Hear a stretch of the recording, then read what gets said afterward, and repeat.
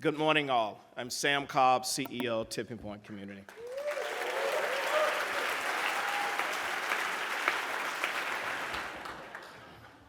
So I want to thank everyone who spoke today. You gave us an amazing gift. And as my board chair and friend talked about, Gabe, this community is special. It's about values. It's about a shared vision. And it's also about action and results. About an abstract concept, but powerful belief that something better is possible. That this work matters. But sometimes what this community does is not abstract at all. See, Zoe showed up at my kitchen table in October. She's 16 and was at my house hanging out with Peyton and Riley, my teenage twin daughters.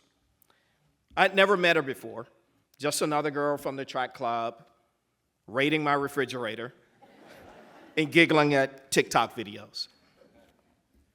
I interrupted their play date, and yeah, they don't call it that anymore, I still do, to introduce myself.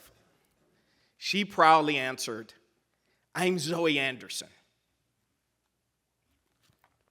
And, still being a small town boy from Indianola, Mississippi, I asked, as if I would know, "Who are your parents?" And when she answered, I froze. I smiled, and I collected myself from trying to hide the surprise of finally meeting someone that I'd thought about a whole lot 16 years ago. You see, back then in the fall of 2008, Congress was moving forward with a bill to expand foster care from the age of 18 to 21. And that bill was deeply flawed. It was written in a way that would actually hurt California. As the executive director of First Place for Youth at the time, I got on a plane and flew to D.C. to meet with one of the bill sponsors, Representative Pete Stark. We talked. He said he would fix the bill. And as I was leaving, Representative Stark said, "Sam, do me a favor. A former intern of mine lives in Oakland. I think she's struggling a bit. Would you mind giving her a call?" I said, "Yeah, of course." I left the meeting feeling pretty great. He passes the legislation. I make a call. Done and done. The next day, I called a number, and I spoke with Shayna. She was 8 months pregnant, had lived in foster care, and Representative Stark was right. She was struggling. Not in a huge way, but she was behind on her rent, needed a computer to finish college, and some things for the baby. She wasn't a First Place client, but this was my world. We knew how to help. And we did. I did what I could to help out. We looked out for her over the years, made sure that she had gift cards over the holidays, helped with a few job connections along the way, small things. And from what I could gather, Shayna did great. She finished college, married her sweetheart David, got an amazing job, and still lived in the Bay Area with her family. It turns out, you guessed it, not too far from my house. That's how her daughter, the one she was pregnant with 16 years ago, ended up at my kitchen table with my kids. That's what this community does. Sometimes we don't see it. We rarely do. I just got lucky. I got a sneak peek. Zoe is an awesome kid, tremendous athlete, and clearly makes good choices in friends. When she walked out, I said, "Hey, say hello to your parents for me. We used to work together."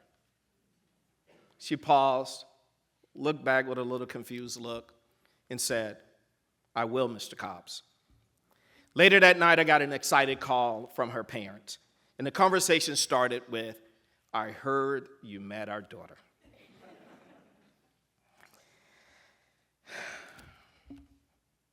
As we move into Tipping Point's 20th year, we will never know exactly how many people have benefited from this community. As good as our metrics are, they can never capture the full extent of your impact. And because of that, we must hold on to the values Gabe spoke about, that belief that something better is possible. It's the secret ingredient that keeps us moving forward. Now, I hope, like me, you've been reminded this morning that this is no time for us to slow down. It is critical that we speed up. And one man that I know hasn't slowed down over the last year and a half, 2 years, is Tipping Point's founder and our next mayor of San Francisco, Daniel Lurie.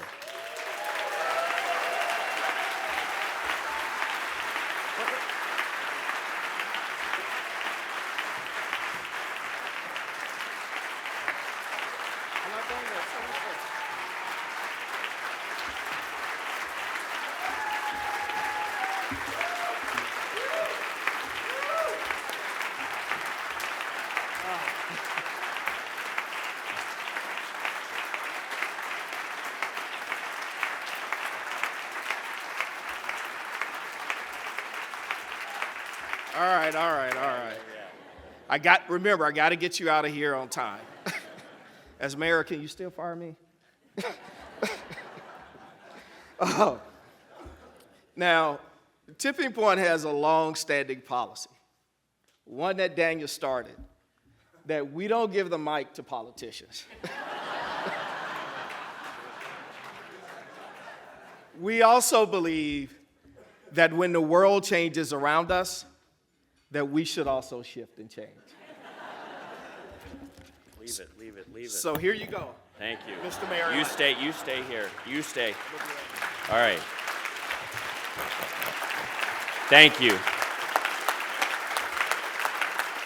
Someone asked, what are you going to say? I said, I'm going to do what I usually do, which is just cry and smile. And our speakers this morning, thank you all so very much. Absolutely incredible. And we are over time, but I'll take it. But I'm here just to say one thing, and that is thank you. Thank you for all the texts, all the hugs, all the arguments, all the critique over the last year and a half, for all of it.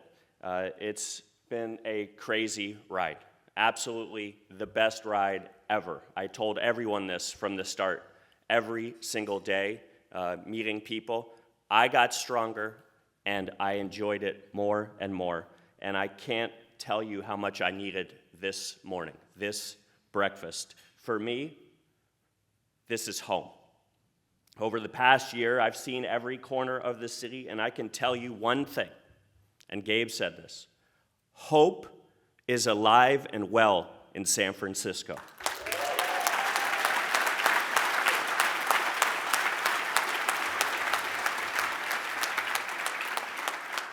I want to say this to our speakers and to all of you out there that are having some issues about the national landscape. You are not alone. People are ready to dig in, to go to work. And if there's one thing that I've always believed, and I've said it many times, this room can do very big things, and we're going to need that from you in the coming years. And one of the reasons that is true is because of our incredible CEO, Sam Cobbs.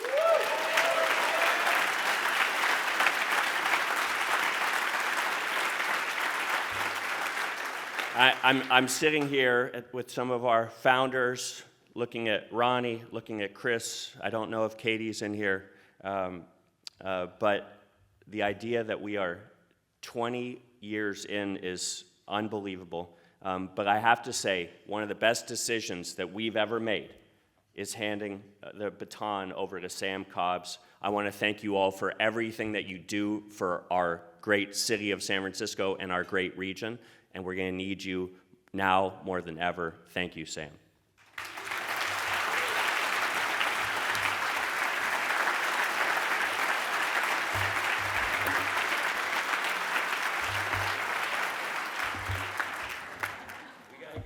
I know. You got to go to work. Thank you, Daniel. Before we go, I just want to thank all of our servers, our tech crew in the back who was here late with us last night.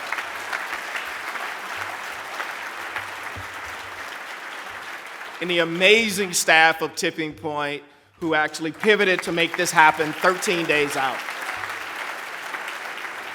And to thank all of you for being here, please remember us in your year-end giving. Thank you. Have a happy holiday. See you in 2025.